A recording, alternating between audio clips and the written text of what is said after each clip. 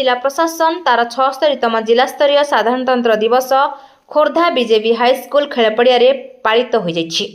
उपमुख्यमंत्री प्रभाती परिड़ा मुख्य अतिथि भाव जोगदे जातीय पताका उत्तोलन करथिले। सम्मिलित परेड रे अभिवादन ग्रहण करने संगे संगे खोर्धा हेउछि पूर्वे राज्य राजधानी जिला। ए हेउछि वीरत्व और स्वाभिमान माटी। नूतन प्रभावमान सृष्टि कला साहित्य संस्कृति क्षेत्र में स्वतंत्र बजाय रखिछि। एही अवसर में मुख्य अतिथि खोर्धा जिला कारागार परिदर्शन करी अंतेवासी को फल बंटन करथिले। खोर्धा जिला मुख्य चिकित्सालय रोगी को फल बंटन सह स्वास्थ्य व्यवस्था पचारि बुझिथिले। जिला स्तरीय परेड रे 49 कंटिजेंट अंशग्रहण करथिले। विभिन्न स्कूल कॉलेज छात्र छात्री चित्ताकर्षक पाइक समरकला पिरामिड देशभक्ति कार्यक्रम परिवेषण करा।